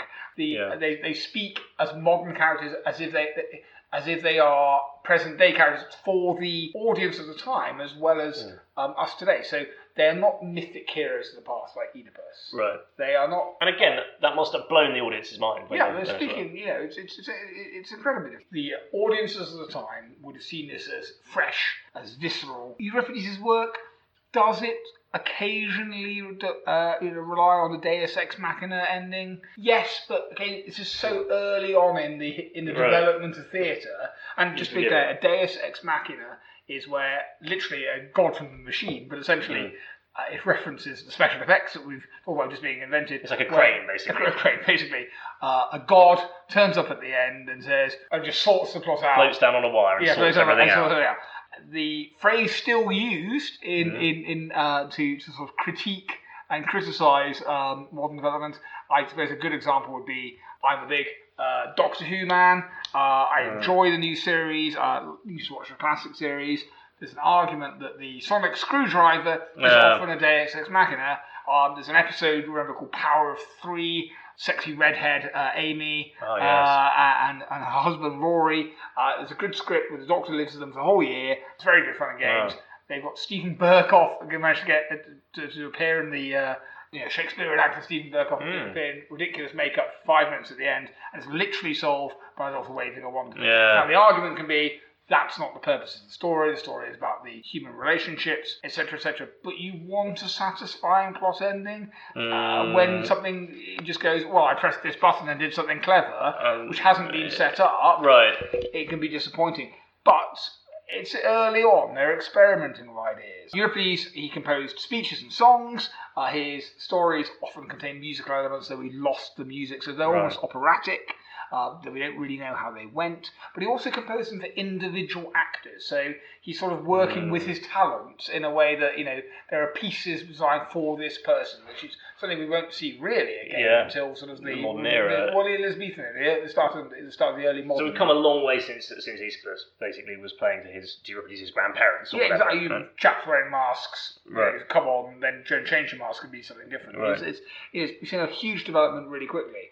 There's a bit of pacifism and anti-war themes as well, so you get a bit of politics emerging. And again, incredible, in only a generation from this sort of very didactic style. Some traditionalists regard them as modern nonsense. Well, I think I'm with them, I'm afraid. I do think this is a bit, you know, this is sort of angry quite kitchen sink. It's Cathy come home. Yeah, you know, it's that sort of like, you know, oh my God, this look back in anger, kind of. And I think Euripides was scandalous at that time. Yes, yeah. And Cathy Come Home, I mentioned, you know, famous ITV kitchen drama, the kitchen sink drama, he sort of invented it, which showed... It was a single mum, wasn't it? Single struggling mum, to keep her kid... Where single mums themselves are scandalous. Think of something like the novel, like The L-Shaped Room. These are like kind of gritty, and they're too realistic. They offend sensibility. Euripides was doing that, but he was doing it a mere 20 years after theatre had been invented. You know, we came really quick. Right. He also might have lived in a cave. Yeah, interesting that. And he had a little library that he kept in his cave, apparently. This is one of ancient tradition. He had his own little brown... It's literally a man cave, literally. But anyway, we can go through the story quite quickly because it's actually a really short play. And this was what I read first. And I genuinely, you could read this in 45 minutes if you wanted to. Right. Perhaps even less if you're a quick reader. So it's a sequel to Jason and the Argonauts, the classic film. Ray Harryhausen, skeletons fighting. If you've seen it, who of course was the best man, as we discovered at Ray Bradbury's wedding. Harryhausen, and also stars Patrick Troughton, a Doctor Who. So you link back to a bit of Doctor Who. But if you've seen it before, go and watch it again. You'd forgotten about it, and you realise how good it is. If you've never seen it before, go and watch it. You're a disgrace. Just watch it. Just watch it. Jason, if you remember, had sailed to recover the Golden Fleece. He had a great epic quest. Sailed to Colchis, the end where he found the Golden Fleece. Basically, modern Georgia. And he had married Princess Medea, who gives the name of the character. And he has 2 children. But when he returns, having picked up this Asiatic bride, you know, who's the sort of sultry character at the end. You know, she's quite just like a witch, basically. He makes a political match instead, rather than basically, you know, remaining with this foreign bint he picked up, which is kind of how it's being perceived, even though she's the sultry character, Eastern character that you want in the film. He marries Glauce, who's the Princess of Corinth. It's a far more political match. And he basically, and this is the interesting thing, he seems quite reasonable about it. And the play really deals with it. Like, he insists, I've done this for you, love. Right. I'm not sure this is how Medea is seeing it. No, he's not. It's definitely not how Medea is seeing it. But this is basically saying, look, I've done this to protect our children. You are always going to be viewed as slightly sceptical. You're a foreigner. This is a great match. It will confer onto our sons a huge honour. You can be my mistress. I've got it all squared away. Right. And what's quite interesting and challenging is he is written in such a way that he's not clearly being a terrible bloke about it. There's some merit in his argument. Right. You know, now, I'm not trying to defend it. Medea is obviously pissed by this. There's a question about overreaction, possibly. But it's not an absolute case that he's like, he insists that he loves her. Yeah, there's nuance to this. There's nuance to it. It's not like the Clytemnestra, you know, I've just killed your daughter sort of thing. This is much subtler. Yeah, indeed. And I suppose it'd be up to a modern director to say, you know, you could go and see one performance of this where he's clearly, I've done it for you, I was just thinking about you, and that's clearly nonsense. But you could do a different directorial stance where that's true, and he's Right. actually worried about her. And I think that level of nuance is fascinating because the play's text is open to that. Now, what Euripides meant, we don't know. And here we enter the huge question about, does it matter what Euripides meant? Because the words that come down to us 2,500 years ago are open to it. But I like to think that Euripides had that ambiguity built in, that nuance. Right. But anyway, she flies off the handle with Medea. She's totally scorned. She's been treated appallingly. She's basically told she's going to be exiled along with her children. She's particularly upset. And then she sort of apologises for overreacting. She seems to have calmed down, doesn't she? She seems to have calmed down. It's always the most dangerous moment when you're having a domestic. The calm before the storm. And she decides to completely reconcile with this and gives Glauce a present of a dress and indeed a golden coronet. Right. Which is poisoned, some sort of contact poison, and it's horrifically described what it does to Glauce's body. It's again, Game of Thrones. It melts her skin. You know, the skulls, and her father, who she's also got in for because he's approved it, basically in cradling his daughter's dying arms, picks up the contact poison and also gets it. Yeah.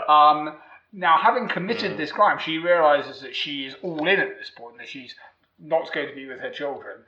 At this point, she makes it quite clear she's no longer about a happy ending for her. The plan of killing Glauce and her father is not to get back with Jason. She's decided that she's totally spurned, and all she wants to do is hurt him. And as a result, she therefore murders her own children. And the set direction says that she goes behind this room, and then when he rushes in and breaks down the doors in order to see her, she's there on this sort of mythological dragon, you know, which is really bizarre in terms of how it's described, but it's a sort of symbolic representation of vengeance. But she's with the dead children there. But basically, that's clearly a metaphor. Yeah. She's just slaughtered her own children just to piss off Jason, who she chooses not to kill. Even though that was her initial plan, she decides to injure him. It's worse because he has to live with the knowledge that his children are dead. And then she runs away. I mean, you know, there's no punishment for her. That's the harshness.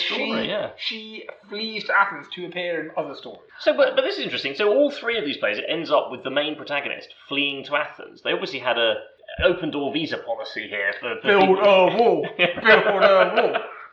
So, I mean, these are the Greek states, city-states, and make the Thebans pay for it. Yes, they're not sending their brightest and their best. They're sending their matricides, their children killers, you know. Yeah, and their mum shaggers. Yeah.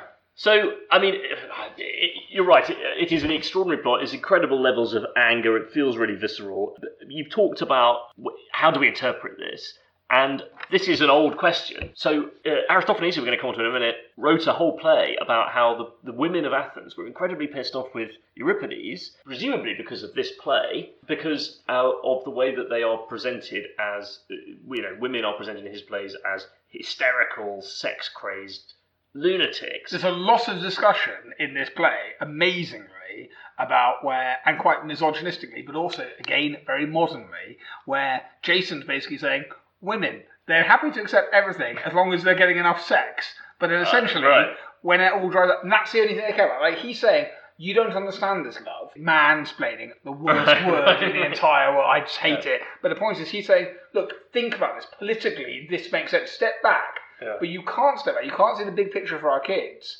because women can only think rationally when domestic stuff is all sorted. As soon as that's threatened, as soon as it's possible there's another woman coming into it, they lose all reason. They can't consider that as one factor amongst others, which is horrifically misogynistic.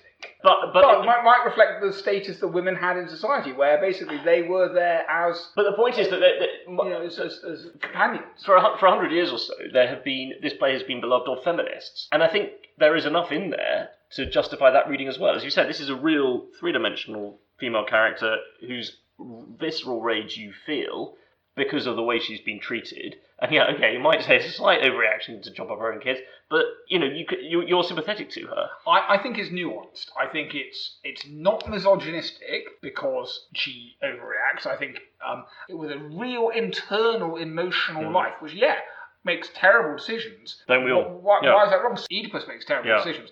You know, This is giving a woman a role in a play as a character, the main character. which She's not a previously had only been given. Yeah, no, I hear you, and I think it's extremely powerful. Although I think I'm with the ancients here in thinking that this is where things start to go wrong. I mean, Euripides, it's a bit modern for me. You're a Downton Abbey man. I know what I like.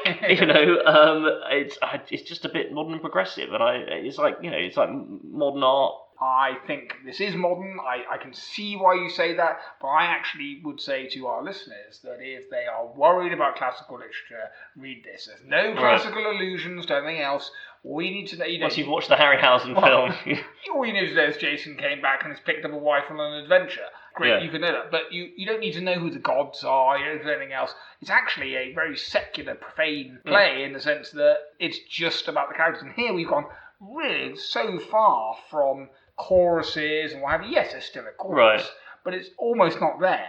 And where it is there, it's taking part in it. It's like a character. It's got a character in there, yeah. So it's much more sophisticated, isn't it? It's much more sophisticated. I think you could read this now. You could see this now. You could pretty much broadcast this on television, and if you called them Tiffany, whatever, and it was set in, the East End of London or Council you set it in something quite modern and realistic that people could refer to, it would make sense stripped of its classical elements. And I think that is why, yes, it is modern, but I think for someone who is ignorant but not stupid, it's a good place to start. A really good place to start. But don't kill your kids. Don't kill your kids. Whatever you do, call social services, call Samaritans.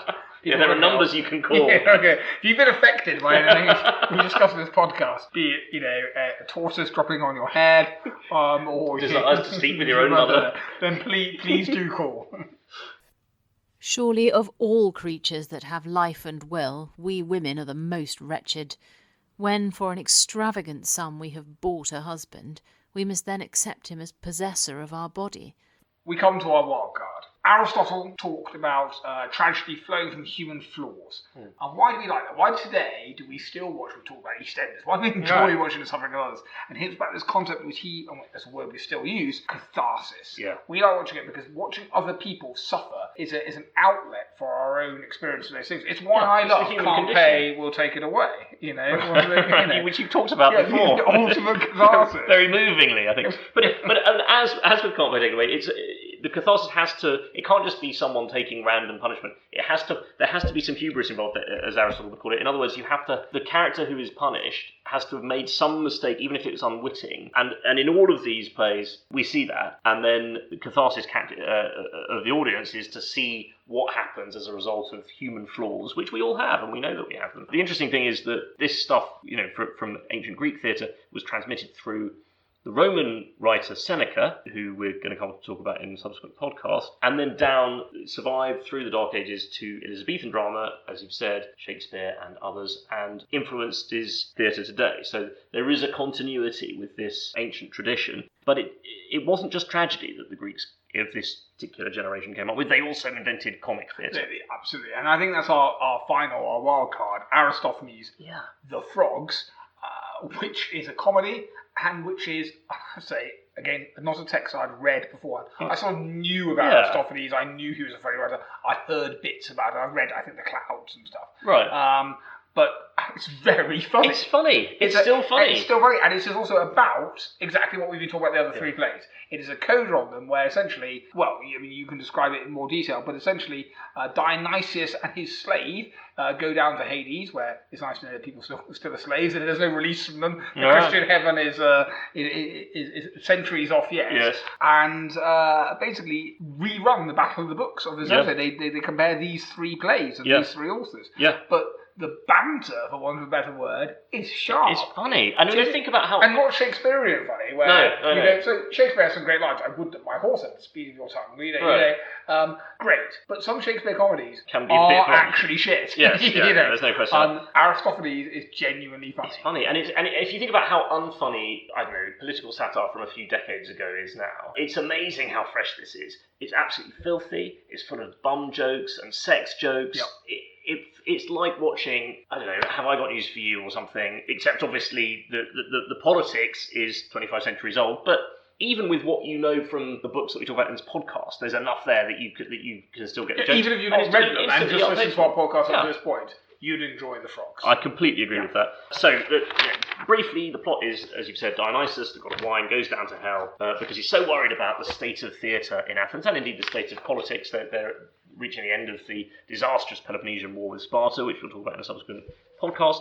And he goes down to fetch Euripides, who's just died, back. And on the way, he crosses the river of death, where he encounters the chorus. And the chorus, instead of being, as they have been in previous plays, the chorus of Thebans or chorus of Mycenaeans, a chorus of the frogs that live in the river of death. And they It's an eccentric moment. It's an eccentric moment, and the famous chorus is Brekikekex coax coax, which is the noise of the frogs. And I have heard frogs in the Mediterranean that sound exactly like that. So before you say, well, that doesn't sound like a frog, it really does if it's the right species of frog. So Euripides has just died. He has gone down to Hades, and he is challenging Aeschylus for the title of the best tragic poet so that he can sit at the dinner table of Pluto, god of the underworld, and they're having a battle of the books. And Dionysus is invited to judge between them, and they start out by quoting verses from each other's plays, but as they do so, they're arguing about which is better. So Euripides says, well, look, my characters are truer to life. They're more realistic characters. And Aeschylus says, well, that's great, but my characters are more heroic, and they're models of virtue in a way that yours aren't. They're ripping off each other's styles. Yeah, Aristophanes is writing a play with lines in the style of two other plays, which if you've read them, even the ones we've done before... you can see it immediately in the pastiche. It's clever.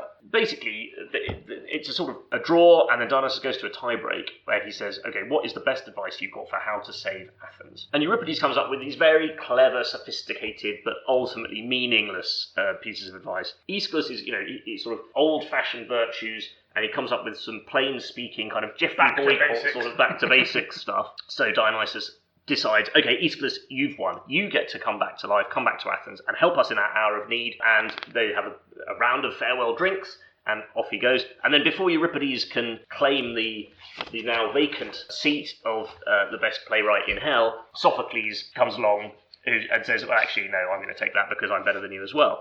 Aeschylus comes back to Athens and says, right, the way we're going to win this, and then he comes up with some political advice, which amazingly, bear in mind this was performed to the whole population of Athens. The advice, which effectively was bring back Alcibiades, who was a general we'll talk about in another podcast, they did it. They actually took the advice, and this play became so popular that it was performed twice, which had never happened before. So this is another really interesting thing about the plays we've been talking about. These great works of culture that resonate down the millennia were written, all of that effort went into writing them for one performance, and one performance only in these competitions. The Frogs was deemed to be so good at the time that it was performed twice, but only twice. Yeah, and it is funny, and it's rude.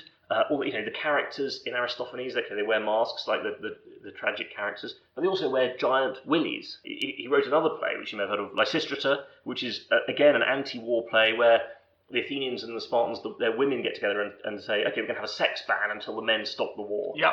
And I'm amazed that no one's done this. I always wanted to write an updated version called Lysistrata, which would be an extremely... Set in the Islamic State. Set in the Islamic State, and, would be extremely good taste. But, good taste is not what we're talking about here with Aristophanes. He really goes all in. I mean, it's absolutely obscene. How quickly, and again, all of these people have lived within each other's lifetimes, or overlapping each other.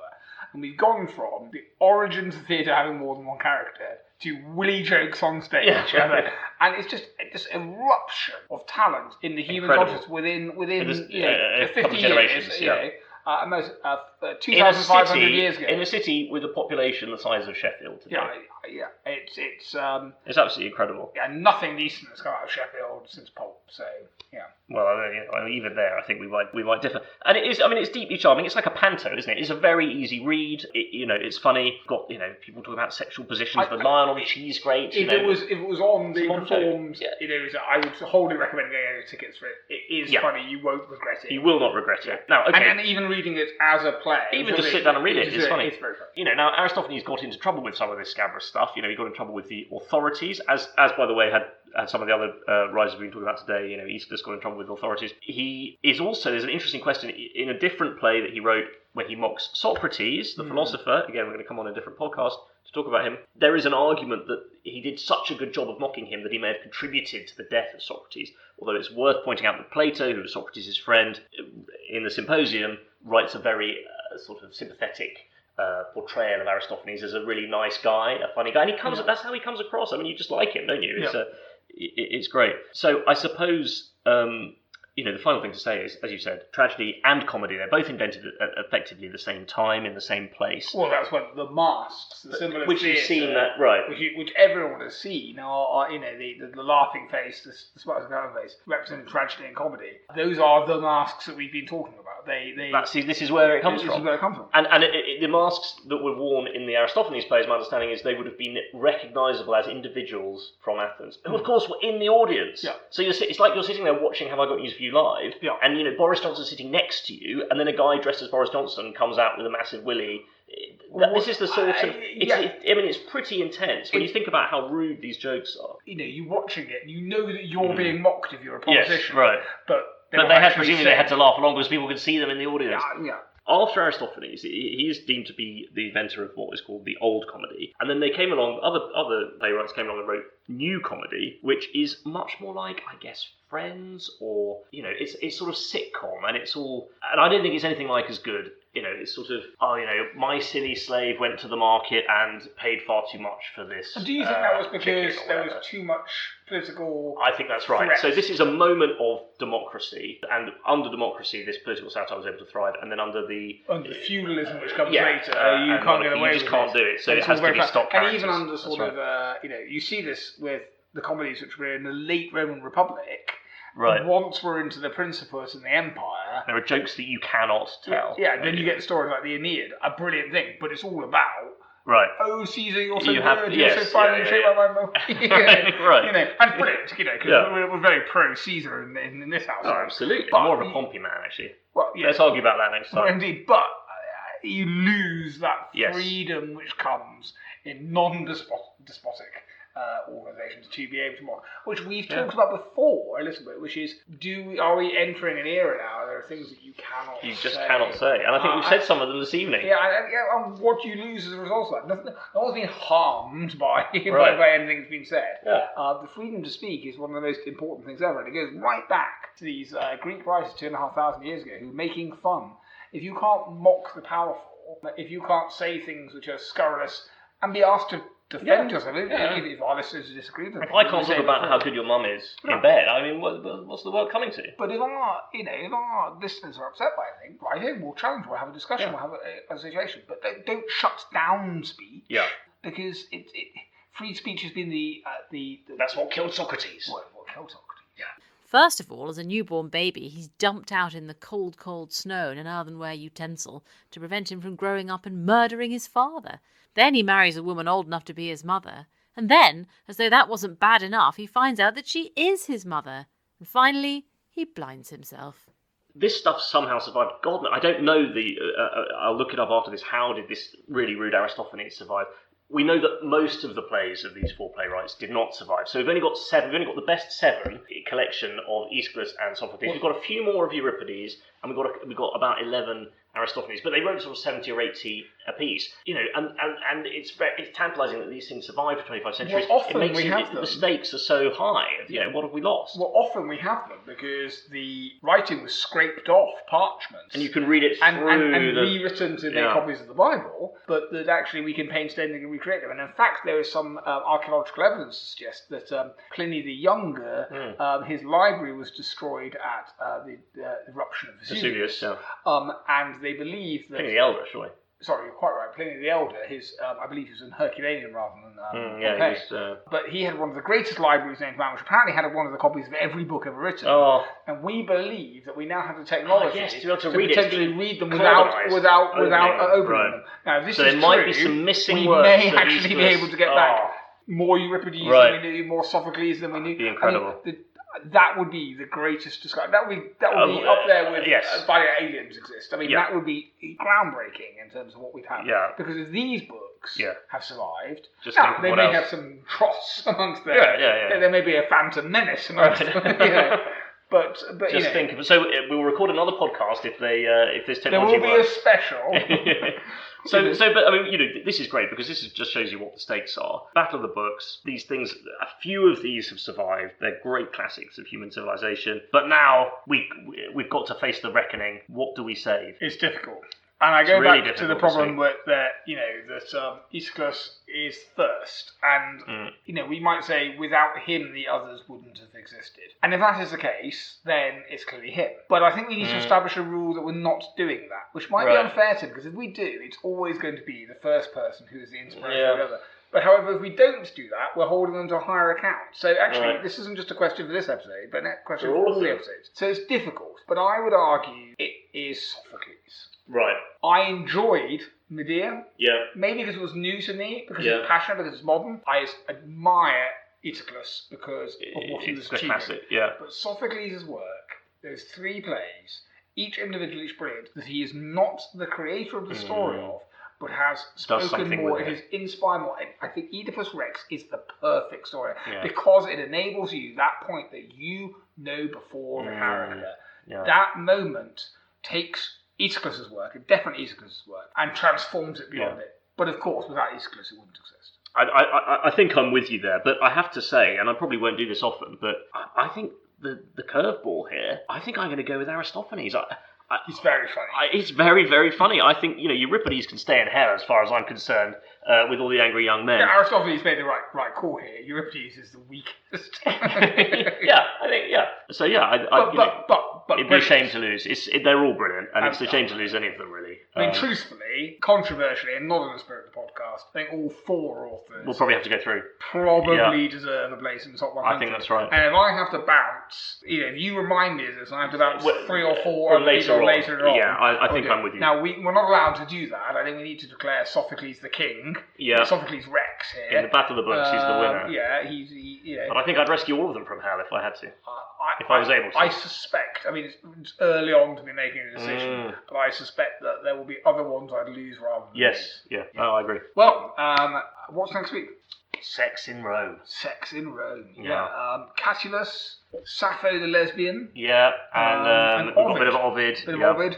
And it's pretty, and this is going to be X-rated. Yeah. A bit like the time that I was in bed, in your mum's bed, with the KFC mega bucket. Well, to quote The Exorcist, your mother so cocks in hell. Well, your mother gobbles KFC. Where would we be without our mothers? Cheers to that. Mums, we love you, but not in an Oedipal way. Not in an Oedipal way. Okay, excellent, cheers. Yeah. She said to me, this is why she's a keeper, she goes, that thing you always said you always wanted, we should ask for money to do that, which is, I'm going to get a carpenter that was quoted £800. Oh, yes. Put books all the way up there. Oh, a rail across and a ladder on wheels. It's and this is such a high seat. That would be amazing. It's 16 foot. So she... And because she went, I know you've always wanted that. That would make our house so nice. She read English. Can you imagine? Because I said, I don't want to move. You can move here. I will give you eventually half the ownership of the house. Right. But I want to stay here. Yeah. On the basis the gospel has to gentrify in time. But it's such an amazing building. Pick this building up. Pick this flat up, move into London or Oxford or Bristol. Yeah. Oh, I know. I love this place. But I mean, but it's also, that's a good sign about her as well, because at the moment this is the ultimate sort of man cave. But if she's happy with that, that's great. I mean, it would be so good to wheel it across. Nice white thing right up to the top. Can you imagine? It'd be amazing. Yeah, I mean, it will give the growler a bit of a run for it. I think it will, yeah.